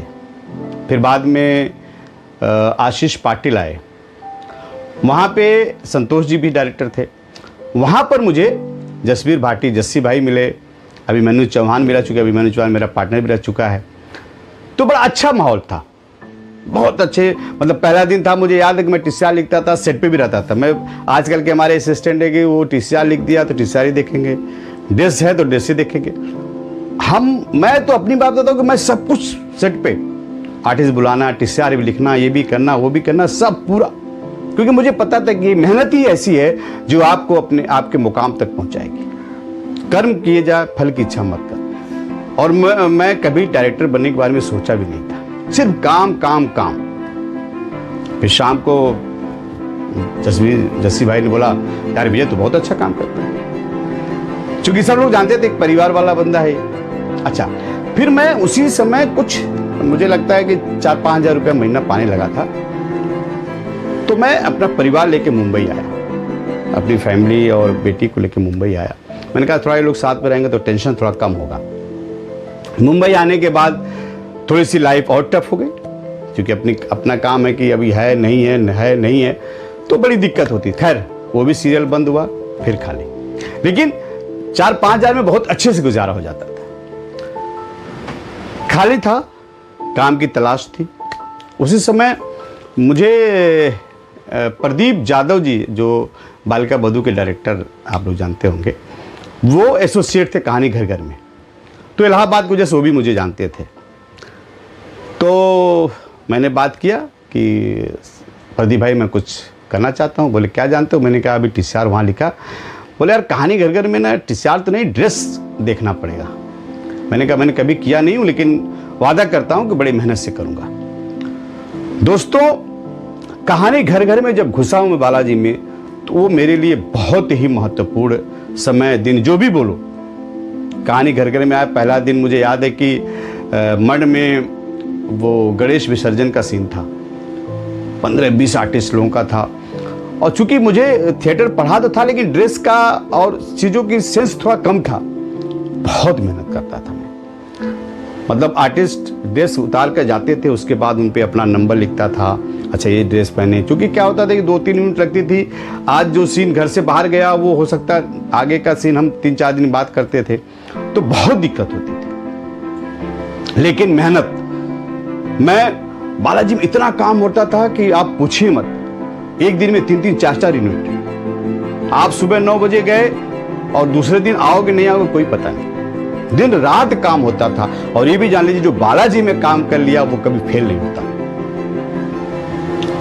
बच्चे मेरे सोते थे तो हम निकल जाते थे, सोते थे तो आते थे। कभी 2-2 दिन तो मुलाकात नहीं हो पाती थी। तो ये स्ट्रगल चलता रहा लाइफ का, भयंकर। मतलब कभी इस सीरियल में, कभी उस सीरियल में। मतलब एक समय ऐसा हो गया था कि जैसे ओपनर डायरेक्टर होते थे ना, तो मैं ओपनर एसोसिएट बन गया था कि कहीं भी नया शो है विजय सैनी को भेज दो, कोई भी प्रॉब्लम हो विजय सैनी को कर लो। और सही बात है कि मैं बहुत मेहनत से करता था। अगर 3-3, 4-4 यूनिट होती थी, मैं स्क्रीन प्ले पढ़ता था, मुझे आगे पीछे सब पता चलता था। और जैसे ही आर्टिस्ट लोग आते थे, गाड़ी खड़ी करते तो मैं तुरंत चला जाता था। हाँ विजय बोल, आज ये सीन है, ये इसके देश की कंटिन्यूटी है, इस सीन में आप यहाँ से गए तो अब बोलते अरे भाई रुक ना, थोड़ा सा मुझे रेस्ट तो करने दे। लेकिन मैं अपना काम कर देता था। लोग बहुत मानते थे मुझे। कहानी घर घर की ऐसा था कि मेरा एक घर बन गया था। किसी शो में मैं जाता था, उस शो को सेट करके फिर कहानी घर घर में आ जाता था। इतनी जर्नी थी। और मतलब मैं आपको बता नहीं सकता कि इतना मेहनत, और उस मेहनत के बल पे मुझे, मैं झूठ नहीं बोलूंगा, उस मेहनत के बल पे मेरे ऊपर किसी का हाथ नहीं था। उस मेहनत के बल पे मैं डायरेक्टर बना। शायद वो मेहनत नहीं होता तो मैं कहीं का नहीं होता। क्योंकि आप मुंबई में डायरेक्टर बनना बहुत मुश्किल है, मुश्किल नहीं नामुमकिन है। सही बात है कि एसोसिएट से डायरेक्टर बनते, लेकिन आपके ऊपर किसी का हाथ हो। मैंने बहुत बड़े बड़े डायरेक्टर लोगों के साथ काम किया, आज भी वो लोग हैं, बहुत बहुत खुश होते हैं। फिर एक समय ऐसा आया कि मैं कहानी घर कर रहा था, सूरज भाई थे, सूरज सिंह, वो कुछ दुबई का प्रोजेक्ट जा रहा था बालाजी का, ख्वाहिश सीरियल था, सोनी पे आ रहा था, और दुबई में ARY चैनल पाकिस्तान में भी आने वाला था। तो उन्होंने बोला कि विजय दुबई चलेगा? मैंने कहा यार मैं कहाँ जाऊँगा, मेरे पास पासपोर्ट नहीं। क्या पासपोर्ट नहीं है? मैंने कहा नहीं मेरे पास पासपोर्ट नहीं।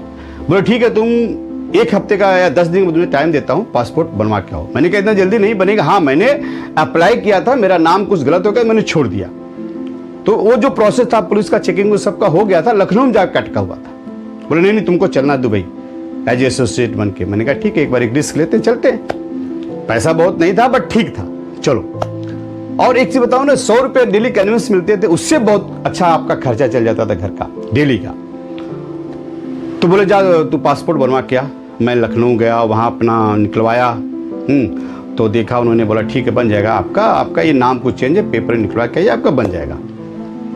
दोस्तों 10 दिन में पासपोर्ट मिल गया मुझे, और मैं दुबई चला गया। दुबई जाने के बाद थोड़ा डिस्टर्बेंस हुआ कि फैमिली को मुझे गाँव भेजना पड़ा। फिर मैं आया, फिर कुछ शूटिंग यहाँ हुई। तलत जानी सर डायरेक्टर थे, अब हमारे बीच में नहीं है, बड़े अच्छे डायरेक्टर थे, वो यहाँ पे शूट किया। वो भी जाने वाले थे दुबई। तो दुबई जो ख्वाहिश सीरियल था वो सच बोले तो हम सबकी ख्वाहिश पूरी कर दी। मैं था, स्वप्निल थे, हम दो लोग गए थे। जावेद शेख डायरेक्टर थे। फिर कहानी घर घर में आशीष श्रीवास्तव जो आज बहुत बड़ा डायरेक्टर है, टोटो, सब हम लोग 4 एसोसिएट थे और कहानी घर में 2-2 यूनिट होती थी। तो जब इधर ख्वाहिश शुरू हुआ तो हम स्वप्निल और जावेद सर इधर शिफ्ट हुए। हम लोग दुबई जाने वाले थे, बाद में जावेद सर नहीं गए। फिर ये था कि अपना तलत सर जाएंगे, तलत सर नहीं गए तो उनका एसोसिएट जाने वाले थे। तो दोस्तों, दुबई की जर्नी, ख्वाहिश की जर्नी इतनी महत्वपूर्ण मेरे लाइफ में है कि बताओ नहीं। ख्वाहिश ने मुझे एज ए डायरेक्टर स्थापित किया।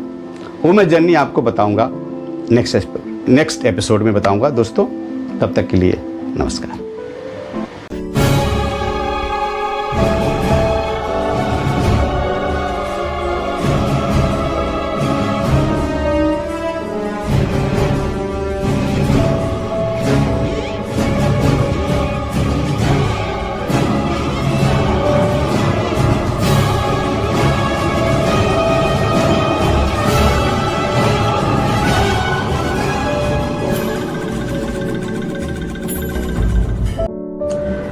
नमस्कार दोस्तों, मैं विजय सैनी, मैं डायरेक्टर हूं। Lights, camera, इधर समझ में आ गई? इधर देखिए और आप भी निकल जाइए। नमस्कार, मैं विजय सैनी। तो मैंने अपनी जर्नी में बताया कि मैं और हम लोगों की पूरी टीम दुबई जा रही थी। ख्वाहिश सीरियल वहाँ पे दुबई में शूट होने वाला था, जो इंडिया में सोनी चैनल पे आने वाला था और दुबई में और पाकिस्तान में ARY चैनल में आने वाला था।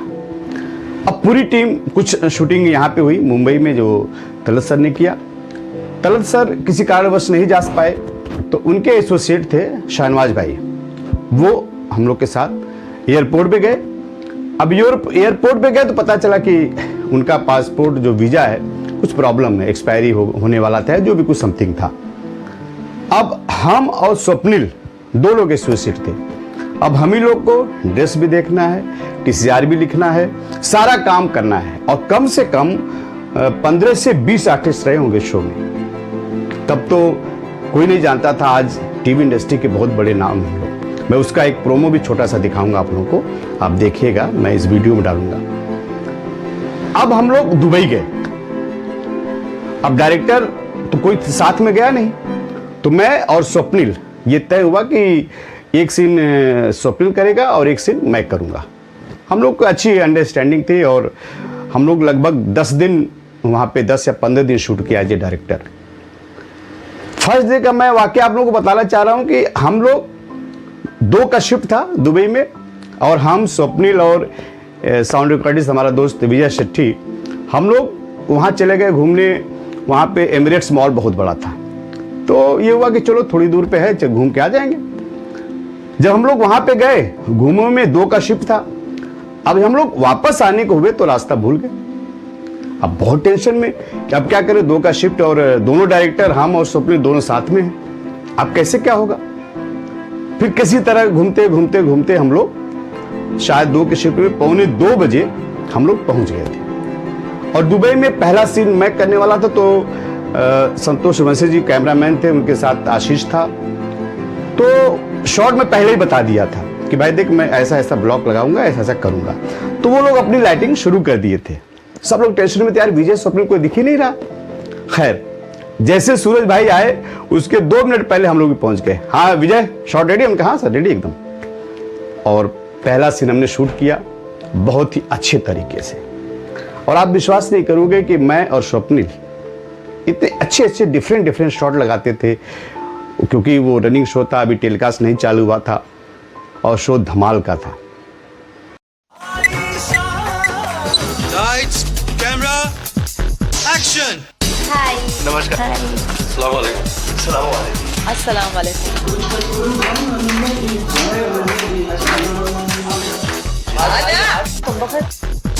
कम बखत My character's name is Afri. Khan industries के कबीर खान की गाड़ी में आ गई है। मजा आ रहा है।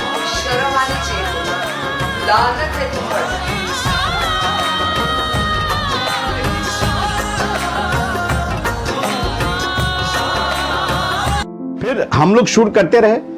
चैनल की तरफ से हमारे अली भाई थे, प्रोडक्शन में महेश जायसवाल भाई थे और सूरज भाई थे, और बहुत अच्छा शूट होता था। हम स्वप्निल प्रॉपर शूटिंग करते थे, मतलब कोई किसी चीज़ का फकअप्स नहीं होते थे। टाइम से शुरू होता था, टाइम से ख़त्म होता था। 10-15 दिन बाद डायरेक्टर आए। अब ये होता था कि कोई डायरेक्टर अगर मतलब इंडिया चला गया तो हम लोग शूट करते थे। हम लोग कोई वो नहीं लालच था कि यार अब हम लोग स्टार्ट में 15 दिन किए अब नहीं कर रहे, ऐसा कुछ नहीं था। हम लोग का माइंड सेट था कि भाई हम एसोसिएट के लिए गए थे, जो काम मिलेगा हम काम करेंगे, हमें उसमें कोई ऐसा नहीं, वो बात नहीं थी। फिर हमारे मुजम्मिल भाई आए, क्योंकि हम मुंबई में मुजम्मिल भाई के भी असिस्टेंट थे। उम्र में हमसे छोटे, लेकिन मतलब क्या बोलते हैं, पोजीशन में हमसे हमेशा बड़े। बहुत स्वीट बंदा, बहुत प्यारा बंदा। हमने दुबई में बहुत लंबे समय तक as a director, as associate काम किया। डायरेक्टर हमारे मुजम्मिल भाई थे। हाँ, जब मुजम्मिल भाई इंडिया चले आते थे तो हम एज ए एसोसिएट रहते थे और फिर बाद में डायरेक्ट करते थे। चलता रहा। शो बहुत हिट भी हुआ, बहुत अच्छा शो भी चला। उसमें नंदी संधू को आप जानते होंगे, वो भी बहुत बड़ा स्टार जब मुंबई में आए तो बने। अविनाश सचदेव थे, वो भी बहुत बड़े स्टार बने। तो अब दुबई में शूटिंग चलती थी, शो भी बहुत हिट हुआ, सब लोग प्यार मोहब्बत से रहते थे। बस एक समय बिग बॉस जैसा लगने लगा। अरे यार, वही सुबह उठो, वही चेहरा, वही आर्टिस्ट। तो धीरे धीरे चीज़ें थोड़ी सी वो हुई और सब पूरी टीम इंडिया शिफ्ट हुई।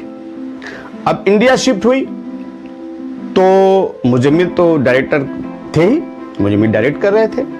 तो संजोग से मुजम्मिल किसी दूसरे शो में चले गए। तो फिर production team, Mahesh Jaiswal and creative लोगों ने तय किया कि भाई ये शो को बहुत अच्छी तरीके से स्वप्निल भी समझ रहा है और विजय सैनी भी समझ रहे, तो ये लोग डायरेक्ट करेंगे। फिर जब हम लोग मुंबई में आए तो मैं और स्वप्निल डायरेक्ट करने लगे। फिर स्वप्निल किसी दूसरे शो में शिफ्ट हो गया, इंडिपेंडेंट शो फिर मुझे मिल गया। तो ख्वाहिश ने सबकी ख्वाहिश पूरी की, उसमें मेरी भी ख्वाहिश पूरी की, और उस शो ने मुझे एज ए डायरेक्टर नाम पहला आया कि विजय सैनी एज ए डायरेक्टर ख्वाहिश सीरियल।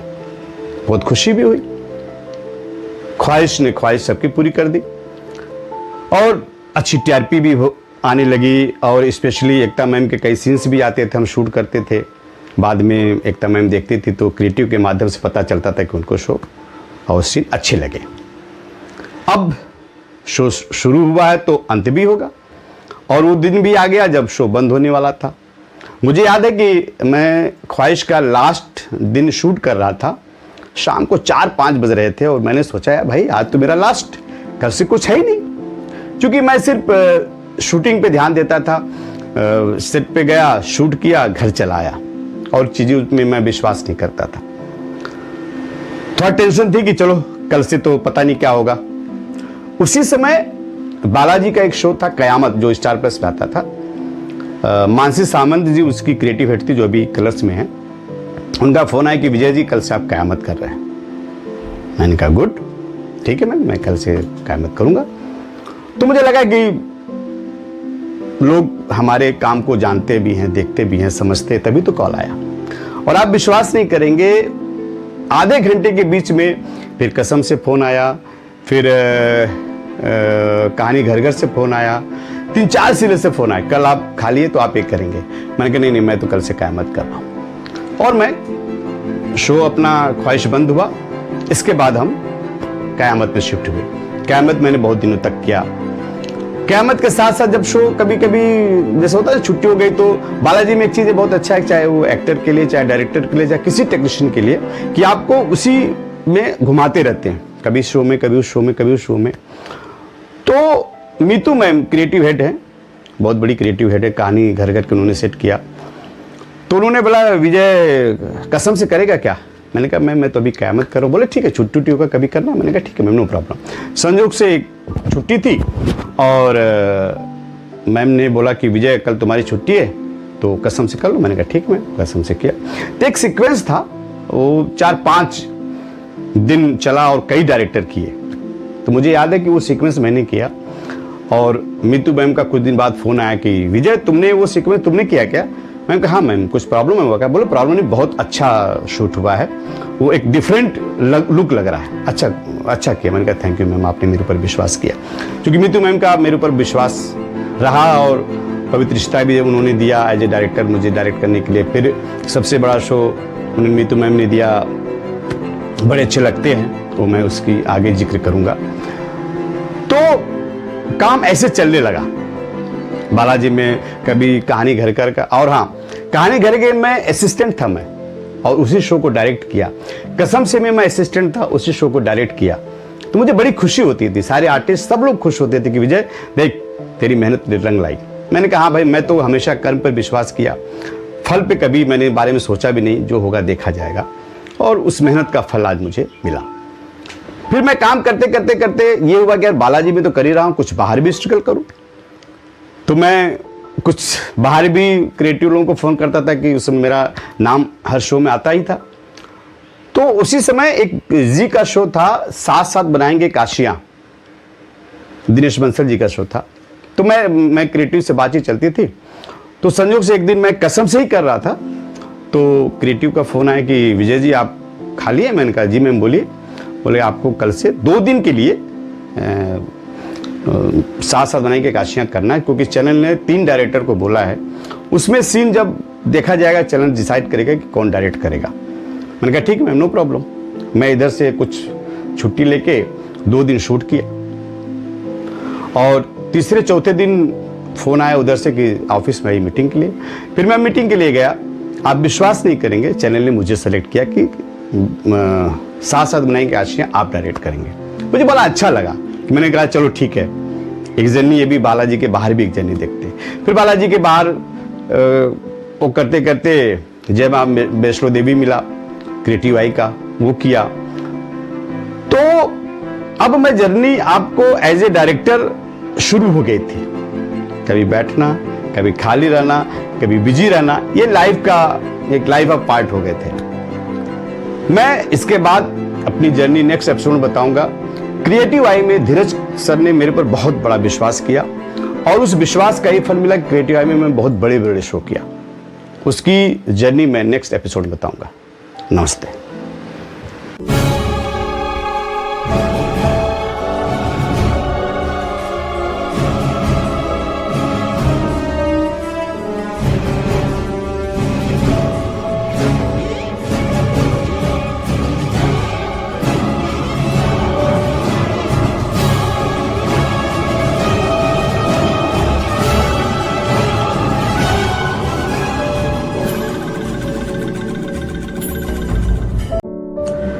नमस्कार दोस्तों, मैं विजय सैनी, मैं डायरेक्टर हूं।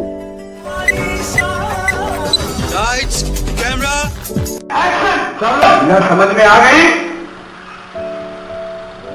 इधर देखिए और आप भी निकल जाइए नारे से। नमस्कार, मैं विजय सैनी। मैं अपनी जर्नी में आपको वहां बता दिया था कि मैं दुबई से डायरेक्टर बन चुका था। बालाजी में कई सीरियल डायरेक्ट करने के बाद मैं साथ साथ बनाएंगे काशियाँ किया। उसी समय क्रिएटिव आई से एक 9X सीरियल आया था, उसका एक शो था जय मां वैष्णो देवी, वो मैंने कुछ एपिसोड डायरेक्ट किए। फिर इसके बाद चलता रहा फ्री बिजी। उसी समय क्रिएटिव आई का ही एक शो सहारा वन पे आ रहा था, गणेश लीला, बहुत अच्छा सीरियल था। तो वहाँ पे कुछ लोग हमारे वहाँ पे मित्र थे, उन्होंने धीरज जी को बताया कि विजय सैनी एक डायरेक्टर है, उनको बुलाया जाए गणेश लीला में। तो धीरज सर बोले कि मैं तो विजय को जानता नहीं। तो आकाश पांडे जी ने बोला ठीक है सर, एक मीटिंग हम करते हैं विजय जी के साथ। मैं गया, धीरज जी से सर से मिला। क्योंकि क्या होता है जब कोई बड़ा शो होता है तो कोई भी क्रिएटिव हो, चैनल हो या प्रोड्यूसर हो, नया शो देने में प्रॉब्लम होती है। फिर उसके बाद धीरज सर से मिला, तो बाद में उन्होंने बताया कि यार विजय तो एकदम बच्चा अभी लग रहा है, कैसे डायरेक्ट करेगा। बोले सर आप जय मां वैष्णो देवी कुछ एपिसोड जो चैनल ने तारीफ किया था विजय जी ने ही डायरेक्ट किया था। बोले ठीक है। क्योंकि क्या है, मैं देखने से कोई समझ नहीं पाता मैं डायरेक्टर हूँ, बहुत सीधा साधा, कोई दिखावा नहीं, और मैं अपने आप को बेच नहीं पाता। मैं काम करते हुए भी बोल नहीं पाता, लोगों को बता नहीं पाता कि मैंने क्या क्या किया है। खैर, मैंने गणेश लीला किया और बहुत अच्छी TRP चैनल भी बहुत खुश था, क्योंकि मैं सेकेंड यूनिट करता था, फर्स्ट यूनिट चैनल का एक डायरेक्टर करते थे, वो भी हमारे मित्र हैं। अब धीरज जी का विश्वास मेरे ऊपर कैसे आया? एक कोई स्टोरी थी, एक कोई सीन था, मुझे याद है कि हम फिल्म सिटी में शूट कर रहे थे, तो चैनल को डायरेक्टर को धीरज सर ने बोला कि आप रुकिए, आज विजय शूट करेगा। मैंने वो सीन शूट किया, मुझे याद है पूरा 7 to 7 का शिफ्ट था और बहुत ही अच्छा सीन हुआ।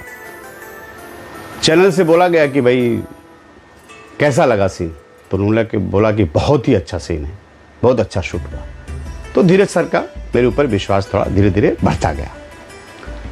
फिर कुछ समय के बाद रिसेशन आ गया। आपको सबको पता था कि पूरी इंडस्ट्री बंद हो गई थी, film industry, TV serial, film सब बंद हो गए थे। लगभग साल भर बाद मुझे काम मिला, एक राहुल भट्ट जी का एक DD1 का शो था, वो मैंने डायरेक्ट किया। उसी शो के लेके हम लोग ऋषिकेश जा रहे थे शूट करने के लिए। तो मैं जब दिल्ली पहुंचा तो क्रिएटिव ऐसे ही फ़ोन आया कि विजय जी धीरज सर बुलाए मीटिंग के लिए। मैंने कहा मैं तो अभी बॉम्बे में था, खाली भी था, अभी तो मैं दिल्ली आ गया। बोले इसका मतलब आप बिजी है? मैंने कहा बिजी नहीं, 10-15 दिन का शेड्यूल है, फिर इसके बाद मैं खाली हूँ। खैर फ़ोन मैंने रख दिया। उन्होंने धीरज सर को जो भी बोला, मैंने तुरंत धीरज सर को फ़ोन लगाया। उनका फ़ोन बिजी जा रहा था, तो उन्होंने मुझे फ़ोन किया, हाँ बोल विजय। मैंने कहा सर मैं तो अभी बॉम्बे में था, अभी दिल्ली आया एक शो करने के लिए, 15 दिन का था, तो आप बताएं। बोले विजय कोई बात नहीं, तो आज अब 15 दिन बाद एक सहारा के लिए हम लोग एक बहुत अच्छा बड़ा शो लॉन्च कर रहे हैं, नियति, वो तू ही डायरेक्ट करेगा, तू आ मुझे रिपोर्ट कर कि मैं आ चुका हूँ, इसके बाद वो सीरियल तू डायरेक्ट कर। मैंने कहा ठीक है सर। मैं वापस आया और आप विश्वास नहीं करेंगे कि वो सीरियल मैंने स्टार्ट किया। अच्छी TRP थी, चैनल भी खुश, अब बहुत फैमिली सीरियल था, बहुत अच्छा।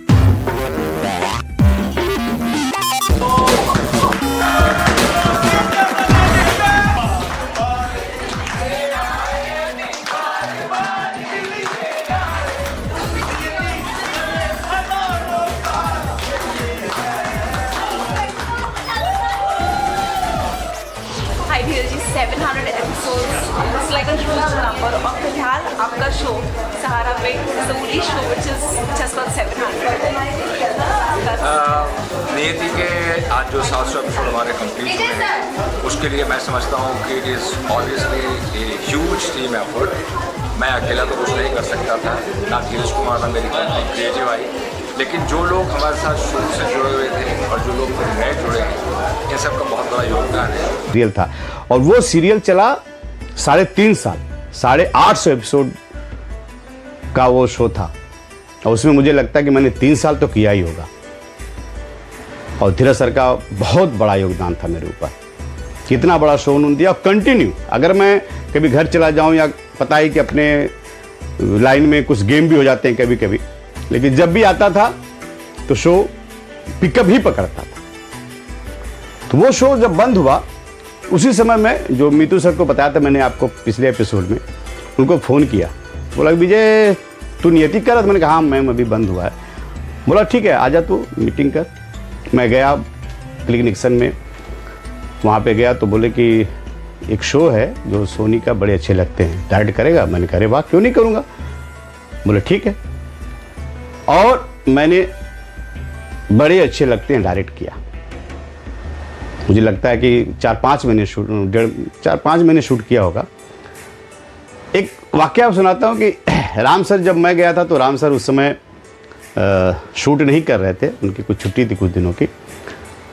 तो जब उनकी एंट्री थी तो सब सेट वाले बोलते थे, जितने भी, चूँकि बालाजी मैंने काम के लोग मुझे सब लोग जानते थे, विजय जी आपकी आज परीक्षा है। मैंने क्यों भाई क्या हुआ? बोले आज राम सर आ रहे हैं। तो राम सर मुझे जानते थे, लेकिन बहुत दिन हो गया मिलने, तो मुलाकात नहीं हुई थी, तो वो भी नहीं समझ पाते कौन विजय। खैर मैं गया मिलने, बोला अरे विजय तू है, मज़ा आएगा मज़ा आएगा। और मुझे बहुत अच्छा लगा, बहुत अच्छा रिस्पांस उन्होंने दिया। और आप विश्वास नहीं करोगे, सब लोग दंग रहते थे कि कैसे राम सर के साथ ही शूट कर रहा है, मास्टर भी रहा, क्लोज भी ले रहा, वही सब कुछ सारे शॉट ले रहा है। और राम जी बोलते हुए थे साक्षी मैम को कि यू नो विजय। मैम बोलती थी भाई विजय को जानती हूँ, सर को जानती हूँ मैं, क्योंकि वो मैं कहानी घर घर में असिस्टेंट था, तब से वो लोग मुझे जानते थे। फिर मैं कसम से क्या उसमें भी राम सर थे, बहुत अच्छी फैमिली और बहुत अच्छी टीम थी। मैं साक्षी मैम को बोलता था कि मैम मुझे सर मत बोलिए, पता है ना मैंने कैसे कैसे करके यहाँ तक पहुँचा हूँ। बोले नहीं सर, आज आप हमको डायरेक्ट करें तो आप सर ही हमारे। मैं कहा ठीक है, तो मुझे सर कहती थी, मैं उनको मैम कहता था। इतना अच्छा रिलेशन हम लोग के पूरी टीम की पूरी यूनिट के साथ था। फिर उसी बीच क्रिएटिव आई का एक शो सोनी पल पे आ रहा था, सिंहासन 32, बहुत हिट शो था, बहुत बड़ा शो था। फिर मैं वो करने लगा। वो करते करते पवित्र रिश्ता बीच में मिल गया मुझे। फिर बालाजी का और सीरियल मैंने किया, कुमकुम भाग्य किया। फिर कारवा ऐसे चलता रहा। फिर बैठना खाली रहना, बैठना खाली रहना। फिर मनोज सिंह राइटर हमारे हैं, वो हम सोनू, वो बिग मैजिक का था, हम 5 फिर से वो किया। फिर बगल वाली जान मारी वो किया मैंने। उसी बीच हमारे एक मित्र हैं विजय सेठी, जो हमारे दुबई में प्रोड्यूसर थे, दुबई में हमारे साथ साउंड रिकॉर्डिस्ट थे। वो बाद में हम लोगों ने मिल के एक प्रगति एक पायलट शूट किया था बहुत पहले राजस्थान जाके। उसी बीच वो पास हुआ, DD1 का शो था, बहुत हिट शो था। विजय सेठी एक साउंड रिकॉर्डिस्ट थे, प्रोड्यूसर बना था, और हम लोग पूरी टीम थी। हम लोग पूरे सहयोग करके बहुत अच्छे ढंग से, तस्दीक भाई थे, रविकांत दादा थे, और भी कई लोग थे। सब लोग मिलके वो शो को हम लोगों ने लगभग साल भर शूट किया। और विजय सेठी जी का बहुत यादगार, बहुत बढ़िया शो था वो। उसी बीच मैं बालवीर करने लगा। बालवीर करते करते मुझे सोनी टीवी का वो मिल गया, संकट मोचन महाबली हनुमान, वो किया। तो मतलब ये कि कभी बिजी कभी खाली, जो भी इस लाइन में आना चाहते हैं वो हमेशा याद रखे कि सरकारी नौकरी तो है नहीं है। सिंपल सी बात है, आज आप बिजी हैं तो कल खाली होंगे, क्योंकि इसमें आप भी का सब कुछ है। और अभी बीच में आप लोगों को एक वीडियो बहुत वायरल हुआ था ऋषि कपूर जी का, जो किसी मेडिकल स्टाफ वालों को बोल रहे थे कि मेहनत और साथ में थोड़ी सी किस्मत। उसमें मैं आज एक चीज और जोड़ना चाहता हूं, रिलेशन। अपनी इंडस्ट्री में रिलेशन बहुत मायने रखता है। आपको मैं अपनी जर्नी बताया तो आपने उसमें देखा होगा कि रिलेशन से ही काम मिला, क्योंकि आप अपने काम से एक छाप छोड़ दीजिए तो आप लोग हमेशा याद करते हैं, यार विजय को बुलाओ, विजय बहुत अच्छा काम करता है। चाहे वो एक्टर हो, चाहे वो डायरेक्टर हो, चाहे कैमरामैन हो, चाहे कोई टेक्नीशियन। हम लोग जब भी हमारे सामने आता है, जब भी कोई शो हमको मिलता है, तो हम लोग सबसे पहले अपने लोगों को याद करते हैं, क्योंकि हम लोग अपने लोगों के साथ काम किए। इसलिए मेहनत बहुत, किस्मत थोड़ी सी, और रिलेशन ज्यादा। मैं जब भी खाली रहता हूं, एक मैंने, चूंकि मैं थिएटर से हूं, तो चूंकि मैं BNA से हूं, तो हमारे BNA वालों को लेके एक हमने प्ले किया था, मेरा पति सलमान खान, जिसको हमारे सीनियर उमेश पांडे दादा ने लिखा था। मैंने मुंबई में 2 शो किया। तो जब भी आप खाली रहो तो कुछ सोचते रहो, करते रहो। ऐसा नहीं है कि हम डायरेक्टर है तो जब मौका मिलेगा तो कोई सीन हमको पैर थोड़ा हो गया है, डायरेक्टर कोई बहुत बड़ा तोप थोड़ा हमने मान लिया है। हम कुछ भी करिए, लेकिन एक इज्जत वाला काम करिए। जैसे मैं कभी भी डायरेक्शन से खाली रहता हूँ, मेरे पास शो नहीं होता है, तो तुरंत मैं कोई नाटक उठा लेता हूँ। जैसा भी लॉकडाउन में खाली था तो मैंने कहा चलो अपनी जीवनी ही बता दूँ, क्योंकि मेरी जर्नी से किसी को कोई फायदा नुकसान नहीं है, कोई बहुत बड़ा मैं वो नहीं हूँ, लेकिन लगा कि नहीं चलो अच्छी बात है। तो जो भी काम करो मन से करो, दिल से करो। जब आप सेट पे जाओ तो सबका रिस्पेक्ट करो, अच्छे से काम करो, क्योंकि बोला ना रिलेशन, कभी कभी तो स्पॉट बॉय भी अपने को काम दे देता है। इसलिए दोस्तों मन से काम करो। और मुझे लगता है कि अब मैं ज़्यादा लंबा अपना एपिसोड नहीं करूँगा, यहीं पे समाप्त करता हूँ। और बीच बीच में नए लोगों को कुछ चीज़ें बताता रहूँगा। और हमारे इस सीरीज़ को बहुत लोगों ने पसंद किया, उसके लिए भी आप लोगों को दिल से धन्यवाद। नमस्कार।